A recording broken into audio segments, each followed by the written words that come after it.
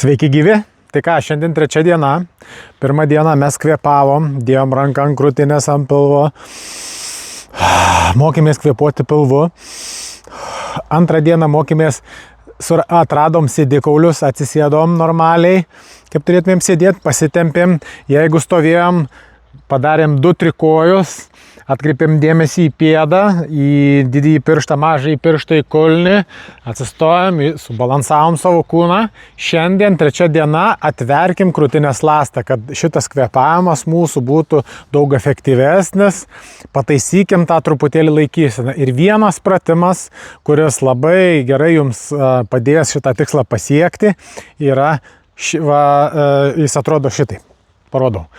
Sulenkiam alkūnės rankas 90 laipsnių kampu, va šitaip, ir patraukiam alkūnės atgal ir žemyn, va šitaip, suspaudžiam tarpumentį. Matot, atrodom va šitaip, krūtinę pakeliam į viršų, dar kartą pakartoju, sulenkiam rankas per alkūnės, va šitaip, ir tempiam atgal, iškvėpdami ir truputėlį žemyn, suspaudžiam tarpumentį. Šitoj pozicijai pasilaikom kokią 10 sekundžių. Pakvėpuojam. 10 sekundžių, pakeliam galvą, patraukiam truputėlį atgal ir atpalaiduojam rankas.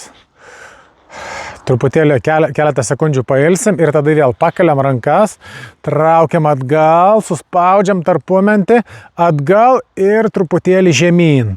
W raidę tokią padarom, krūtinę pakeliam aukštyn ir vėl 10 sekundžių palaikom.